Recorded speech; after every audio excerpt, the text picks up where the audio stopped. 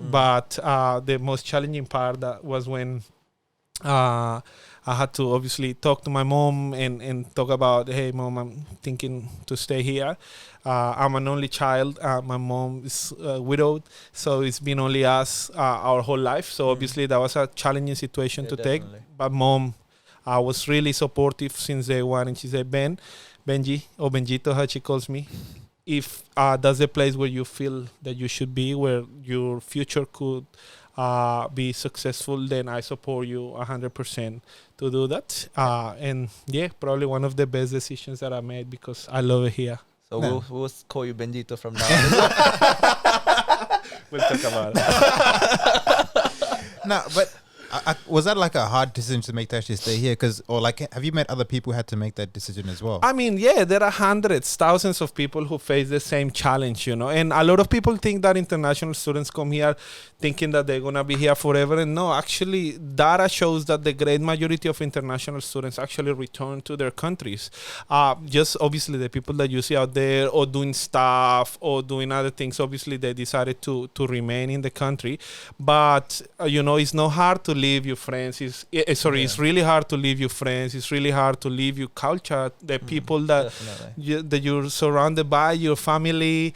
Of course, Australia is a really multicultural country, and you can find some of your things, but it's never the same. Yeah, 100%. Your lifestyle, everything, obviously, is a big challenge. But a challenge that is worth pursuing, and that millions of people have gone through. And maybe, I don't know how you guys end up getting here, but I think your parents or yourself one day had to take that decision, which is not one easy to take. But it's a difficult decision, right? You sit there, and I'm just putting myself into an international student's perspective. Like, you've got all your family, friends back home, and you've taken this decision to, I guess, want for a different lifestyle, or, I don't know, some decisions for education or finance, whatever has influenced you to take that decision to come Australia or wherever to study and leave your family behind. And then making a decision of, okay, now I want to live here. It's not one easy one to take. And like you said, you and your mother have been growing up, alone. That it's just you two, that's your family. And leaving your mother back home, it's not leaving, but wanting to stay here longer. Yeah.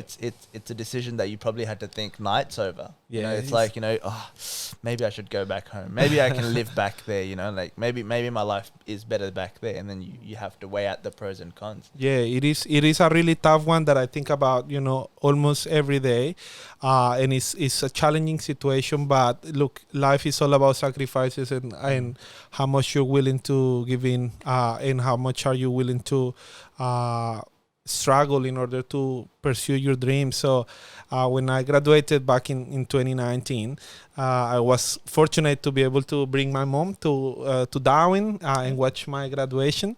But also we were able to travel around Australia. I was able to show her how things were here, the people that I am with, the things that I do, where I go, where I live. So that was really, really incredible. That was amazing. And my mom loved it here too. She struggles obviously lots with the language. But actually, now that I've ticked a few boxes, one of my goals in life, and hopefully soon to be, is to actually bring her here permanently. So that's something that I'm working on slowly, but hopefully it's in some time. It's definitely a process. Yeah. Definitely.